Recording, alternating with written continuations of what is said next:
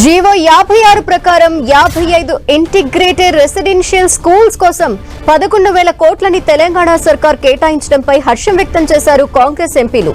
దేశంలో ఎక్కడా ఇలాంటి ఆలోచన లేదని, ఈ నిర్ణయం తీసుకున్న తెలంగాణ సర్కార్ కి కాంగ్రెస్ ఎంపీ మల్లు రవి ధన్యవాదాలు తెలిపారు. ఇటు కేజీ టు పీజీ ఉచిత విద్యని పక్కన పెట్టిన బీఆర్ఎస్ కార్పొరేట్ విద్యని ప్రోత్సహించిందని కాంగ్రెస్ ఎంపీ చామల కిరణ్ కుమార్ రెడ్డి విమర్శించారు. అప్పులతో ఇబ్బందులు ఉన్నప్పటికీ విద్యార్థుల భవిష్యత్తు కోసం తెలంగాణ సర్కార్ ఇంటిగ్రేటెడ్ స్కూల్స్ ఏర్పాటు చేస్తోందన్నారు. కాంగ్రెస్ చిత్తశుద్ధిని తెలంగాణ ప్రజలు అర్థం చేసుకోవాలన్నారు.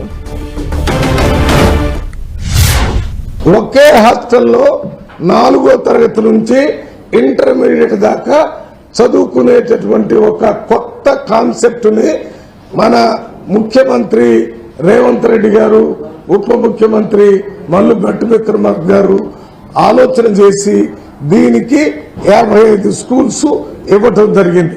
ఇటువంటి కాన్సెప్ట్, ఇటువంటి ఇంటెన్షన్, ఇటువంటి ఆలోచన భారతదేశం మొత్తంలో ఏ రాష్ట్రంలో కూడా ఇటువంటి ఆలోచన లేదు.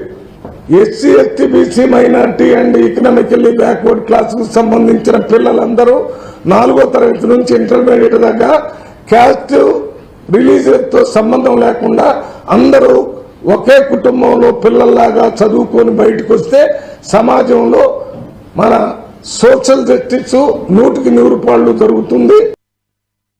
మా అందరు ఎంపీలను తీసుకొని పార్టీలకు అతీతంగా తెలంగాణలో మొట్టమొదటిసారిగా కులగణన చేశారు కాబట్టి ప్రధానమంత్రి నరేంద్ర మోడీ గారిని కూడా కలవడానికి ప్రయత్నం చేసి ఈ యొక్క బిల్లును పార్లమెంట్లో కూడా ఆమోదించాలని ఒత్తిడి తీసుకురావడానికి ప్రయత్నం చేస్తాం. అలాగే రాహుల్ గాంధీ గారిని రిక్వెస్ట్ చేసి అన్ని రాష్ట్రాలలో పీసీసీ ప్రెసిడెంట్లు, అన్ని రాష్ట్రాల్లో ఉన్న కాంగ్రెస్ పార్టీ కూడా మొట్టమొదటిసారిగా కాంగ్రెస్ పార్టీ అధికారంలో ఉన్న తెలంగాణలో ఉన్నటువంటి అధికారంలో ఉన్నటువంటి కాంగ్రెస్ కి బీసీ కులగణన మీద చరిత్రల్ని ఇంతకుముందు ఎన్నోసార్లు కుల గణనలు జరిగింది కానీ జనగణన జరిగింది కానీ కులగణన మొదటిసారి సాంకేతికంగా ఒక పద్ధతి ప్రకారం చేసినటువంటి రాష్ట్రం తెలంగాణ కాబట్టి దీన్ని డెఫినెట్ గా పబ్లిక్ లకు తీసుకుపోయే ఒక కార్యక్రమాన్ని తెలంగాణలో ముఖ్యమంత్రి గారు, డిప్యూటీ చీఫ్ మినిస్టర్ గారు నిన్న మీటింగ్ లో కూడా చెప్పారు.